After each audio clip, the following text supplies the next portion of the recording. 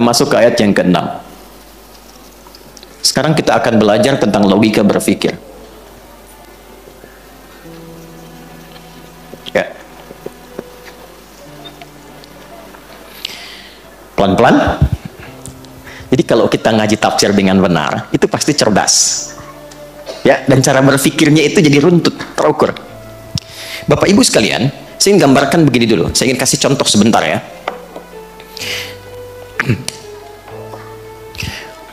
Anda bekerja di satu perusahaan, kemudian ada pimpinan misalnya, lalu pekerjaan Anda sudah berlangsung selama 5 tahun. Dalam 5 tahun itu banyak pengalaman yang telah diberikan oleh pimpinan, diberikan arahan, diberikan petunjuk, diberikan bimbingan. Setelah itu dicukupkan berbagai hal kebutuhan, diterangkan, ini dampaknya begini, kerjakan ini, hasilnya akan begini. Ya, engkau kerjakan begini, yang didapatkan akan seperti ini. Sehingga pekerjaan Anda terasakan dari pengalaman itu, dapat sesuatu, sukses berjalan.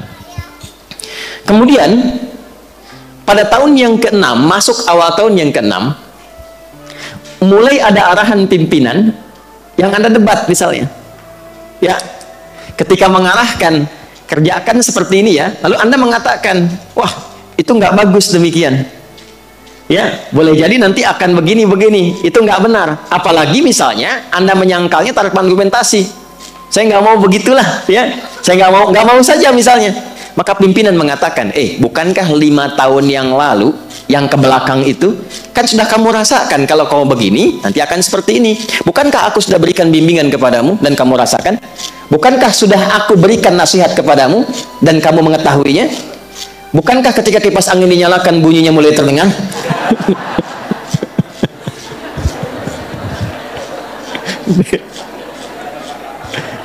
Tadi nggak ada kan ya? Bagaimana kalau dimatikan saja supaya saya nggak bersaing ya? Baik, nah alhamdulillah. Bukankah bunyinya sudah tidak ada gitu ya? Ini masih ada.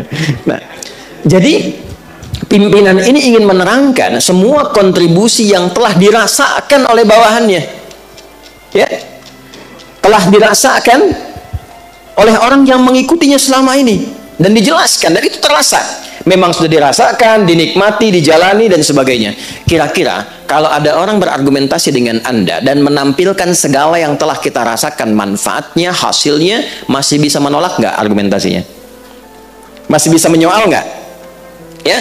Atau Anda datang kepada orang tua, mendebat kepada orang tua sesuatu, lalu ibu Anda mengatakan, kan mama yang mengandung kamu, melahirkan kamu, merawat kamu, sudah memberikan arahan kepada kamu, mama sudah mengalami semua ini, kamu akan ke tempat itu, mama sudah pernah ke sana, kan sudah mama tunjukin juga, kenapa mau maksa ke sana?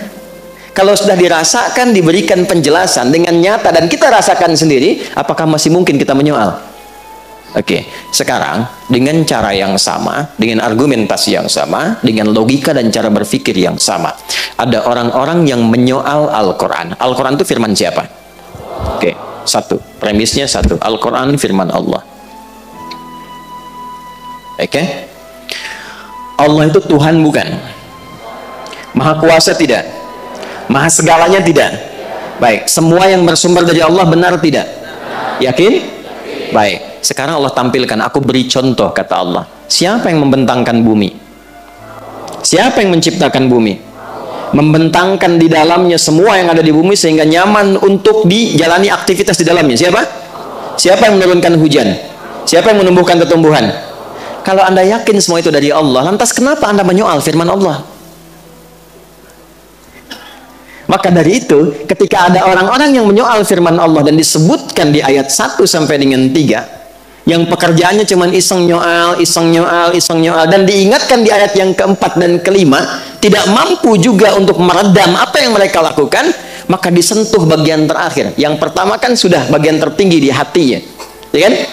Ya, diminta untuk mengingat kepada Allah kan? Nggak sadar juga, maka dicek sebenarnya orang itu berpikir atau tidak. Ya, maka diceklah kemudian sisi akalnya, intelektualitasnya. Jadi yang akan kita jalani dan kita dapati orang-orang yang seringkali menyoal itu kita akan bisa uji. Yang pertama, mereka itu satu, apakah punya keimanan tidak dalam hatinya, dalam jiwanya? Apa masih punya hati untuk bisa merasakan? Yang kedua, kalau yang pertama tadi konektivitasnya dengan Tuhan, masa iya sih ada hamba menyoal Allah, menyoal Tuhannya sendiri, kan? Jadi ditanya, ini sebenarnya punya hubungan baik nggak dengan Tuhannya, kan? Atau yang kedua, kalau memang dia merasa tidak bertuhan atau tidak punya hubungan baik dengan Tuhannya, masih berakal nggak? Karena hanya hewan yang tidak berakal. Ya, kalau ada burung beo menyoal sesuatu, namanya beo, tetap hewan. Tapi kalau Anda kan manusia punya akal. Perbedaan antara manusia dengan hewan itu terletak kepada akalnya. Maka di ayat yang ke-6 sampai ayat ke-14 disebutkan dulu jalan untuk logika berpikir supaya dia merenungkan, masih punya akal nggak? Jelas? Kalau diberikan hati tidak berfungsi, diberikan akal tidak difungsikan, nih, hati-hati dengan ancaman yang mungkin didapatkan saat engkau berpulang kepada Allah. Makanya nanti ayat ke-15 dan seterusnya berisi tampilan-tampilan jawaban bagi orang yang masih bertahan, maaf, dengan keburukannya sampai tidak memfungsikan akal dan hatinya. Jadi kalau ada orang beraktivitas, baik dengan lisannya, pekerjaannya, tindakannya, dan tidak menggunakan akalnya untuk berpikir dari apa yang ia kerjakan itu, mau korupsi, dia nggak mikir apa dampak dari korupsi itu. Mau mencuri, dia nggak berpikir apa dampak dari pencurian itu, dan dia tidak menggunakan hatinya, nuraninya ketika mengerjakan perbuatan maksiat itu, apa yang akan dia dapatkan saat dia berpulang ke hadapan Allah?